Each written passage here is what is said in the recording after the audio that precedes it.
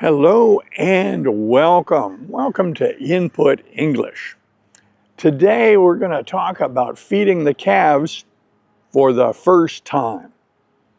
As you may recall, we picked up 2 bull calves from a dairy farm and brought them to our little ranch, and now it's our obligation to feed these animals because they've been separated from their mother. We had prepared for this time because we had purchased a bag of powdered milk, not powdered milk intended for human consumption, powdered milk intended to feed calves that have been separated from their mother. We also had 2 buckets. Each bucket was fitted with a nipple that stuck out the side, and this was designed for the calves to drink from the bucket using those nipples.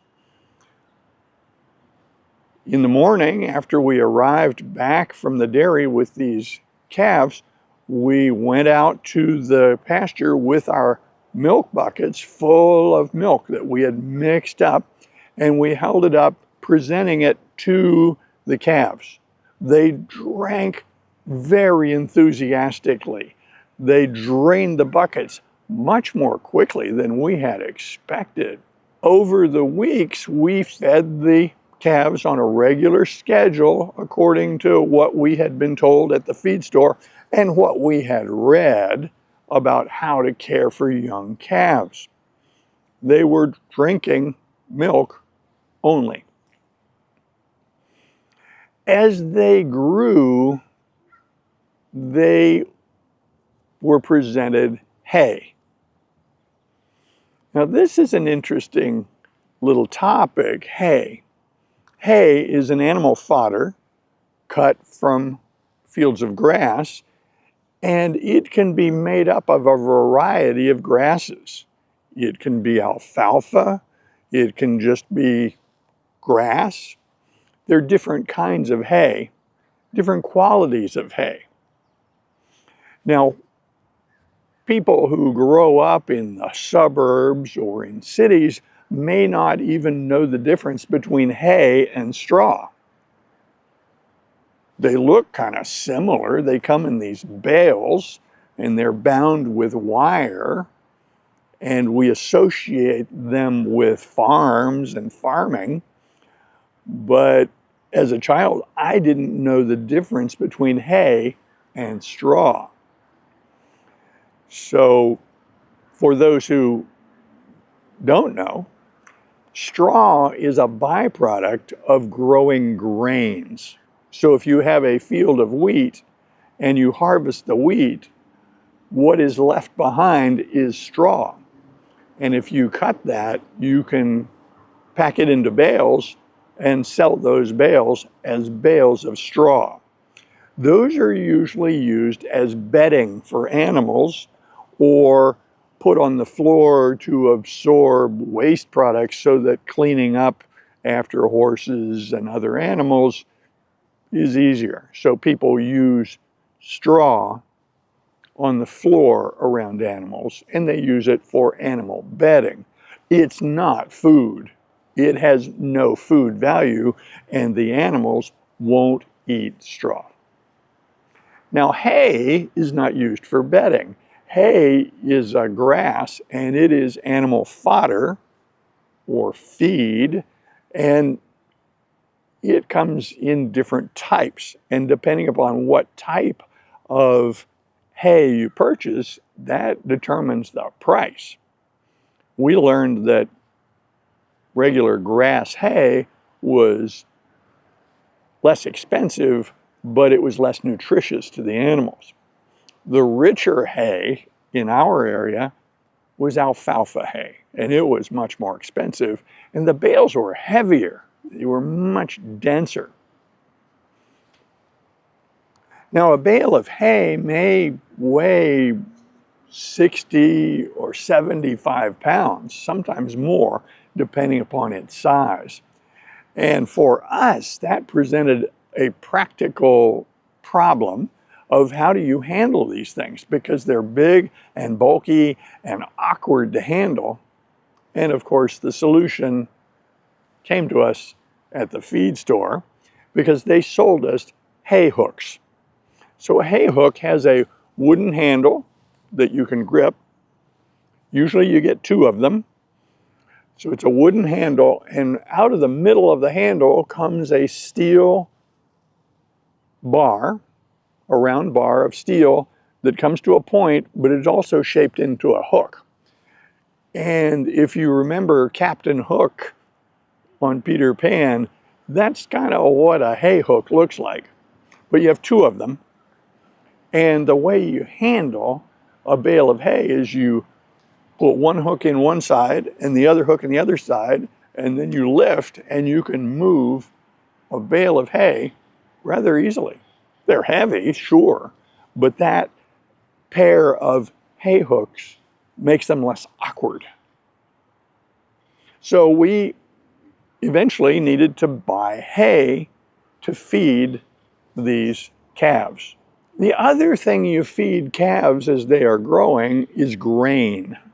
And so we bought a big bag of oats, more than 20 kilograms, about 50 pounds of oats, and we kept those in the barn. And so as the calves grew and they started taking solid food, we gave them hay, usually alfalfa hay, and we gave them oats. They were very enthusiastic about all this food. These young calves were eating machines. They were very interested in eating. They also would graze on our pasture. They would go out into the pasture and eat the grass that was growing in the pasture.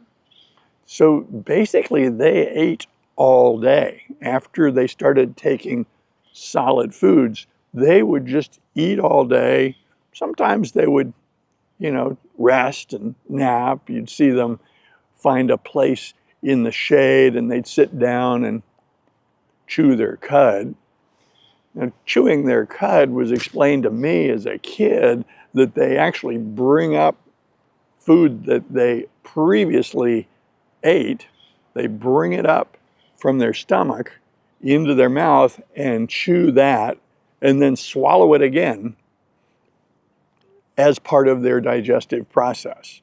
That was taught to me in school, and I saw that behavior in these calves. They would eat and eat and eat, and then they would go sit down, lay down, and you'd see them chewing and chewing and chewing, but they weren't actively eating anything. And so it appeared that they were chewing their cud. They were bringing up food that they'd previously eaten, and now they're re-chewing it as part of their digestive process. During this time that these animals were growing, I was working with them, trying to get them used to being handled by humans and trying to get them to respond to me telling them things.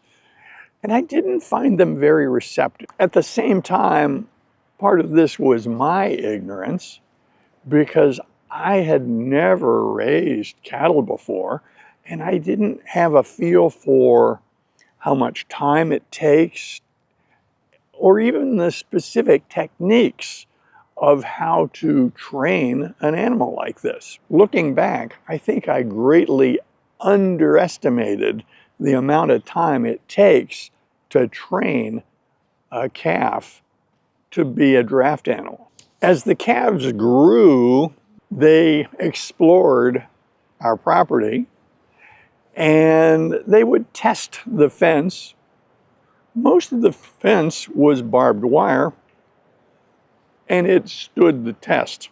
They didn't get out of that. We did have sections of the fence that were boards attached to posts with nails. What we discovered is that when it rains, those boards are not firmly affixed to the posts. And the calves figured this out by pushing against them, and they knocked some of those boards down and escaped from the pasture. When the calves are gone, the question is, where did they go? Well, they went to the neighbor's pasture and they were just over there eating, and they were pretty easy to find. But calves are different than dogs. They don't necessarily come when they're called. What we learned is that they responded very predictably to the bucket of oats. And we learned that when we would go out to the pasture to feed them oats, and we would clang the bale of the bucket, we would make a sound with the bucket, they would come running. That might be useful. So when the calves escaped from our pasture, we would find them, then lure them back to our place using a bucket of oats. When they were small calves, that was very easy. As they got bigger, that became a little dangerous, and so we had to be a little more careful. One time that comes to mind, when the calves weighed more than 600 pounds, they got out. And so we went after them, but we went in our SUV. And I was driving. My wife was in the back, and she had the bucket of oats. And our plan was to drive overland across the pasture to the calves and then make a sound with the bucket that would attract their attention. Then they would come, and then I would drive fast enough back to our place that they would not catch up to us. And the plan was to drive into the pasture and then close the gate behind them. Perfect. The trouble is, when we did this, the calves moved a lot more quickly than I had expected, and they caught up with us, and they tried to climb in the back of our vehicle with my wife. This was very frightening for her, so she was climbing over the seat trying to get away from them. I was trying to drive a little faster, but not injure anybody or anything. When it was all done, no one got hurt. The calves were back in the pasture and the gate was closed. I learned that I needed to secure the boards on the fence with big screws so that they wouldn't be easy for the calves to knock out. So that gives you a picture of what it was like feeding these young calves that weighed about 100 pounds when we got them, and a year later weighed more than 1,000 pounds each. So that's the end of this episode. I hope you enjoyed it. I invite comments below, and I hope you join us in future videos. See you soon.